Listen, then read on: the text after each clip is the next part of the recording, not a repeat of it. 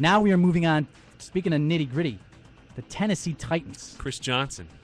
We are of. We're so afraid of this Chris Johnson thing. It's just. What are we gonna do? What are we gonna do? What are we? Oh, stop it! Stop it! He's gonna cost you a first or second pick in your draft. This guy, but he is now. He may hold out. Yep. He wants a new contract. He wants $30 to $40 million guaranteed.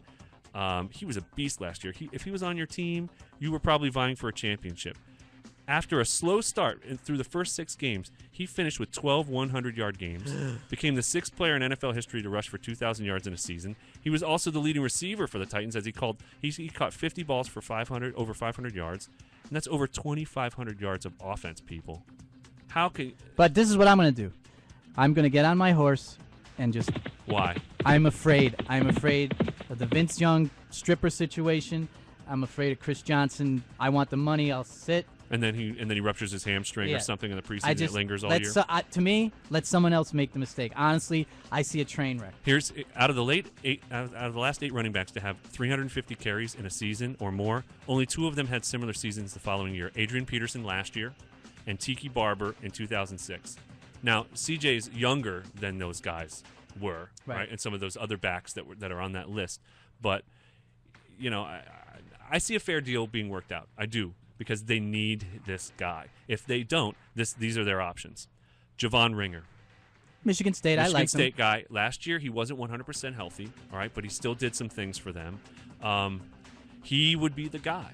Right. I think I like him, actually. And then there's a couple of undrafted free agents. One of the guys, LeGarrette Blount, the guy who punched the Boise State defensive end Brian Hout in the face after Hout touched Blount on the shoulder.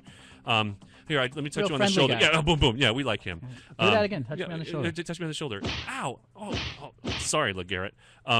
But then there's this other guy, Stephon Johnson, who also has some skills as well, and has some different issues than LeGarrette does. But I think Blount would be the guy who, if he cleans himself up, he had his choice of some teams who were interested in him, and he picked the Titans because of the opportunity that may be in front of him. So he's like another one of those deep sleeper, hang out under the pillow guy.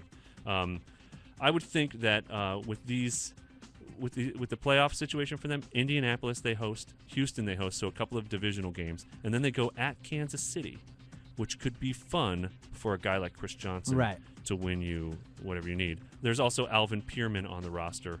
We'll see what he does in the preseason if he makes the club. All right, we do have a caller, but we want to finish up with the Washington Redskins, and then we will get to our caller. We have 3 minutes. We're almost near the 2-minute warning, ladies and gentlemen. But we want to finish it off with the Washington Deadskins. Wow, Mike Shanahan's back, and this is a nightmare for fantasy owners for running backs because of the way he views the running game. He's like, I don't care who's out there running the football. As long as we get 150 yards today running the ball, that's all I care about. And it could be Larry Moe and Curly. And he's got Clinton Portis, Larry Johnson, and he's got Willie Parker and Ryan Terrain to do it with. And we're going to see which of these 3 guys are going to make the club because one of them's not. And that's probably going to be Willie Parker, I think. He's a speed back who's lost his speed. And so, I don't know. But Ryan Terrain is an injury risk. He liked him when he was in Denver. Clinton Portis could be this real value pick. If you can get Clinton Portis in the 10th round, take him. Yeah.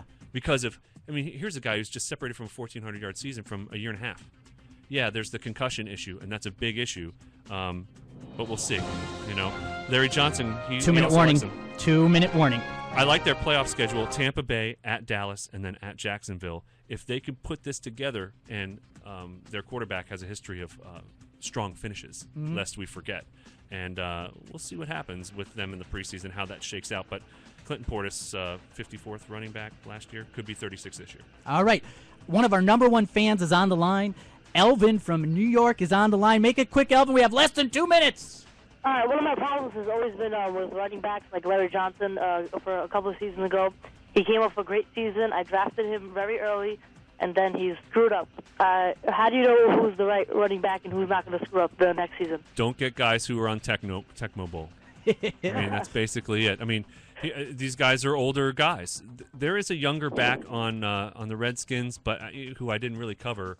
But we might learn his name later. I'm not going to really get because I didn't write his name down. Things don't bubble up, and the problem is that older backs are used as stopgaps. And for fantasy, that's horrible because it's not going to get you any points. It's like Jamal Lewis last year for the Cleveland Browns. You knew he wasn't going to be the guy after last season, even if he made it through the season. It's like past week 8, I can't really count on that guy. And, Larry Johnson is in that boat too.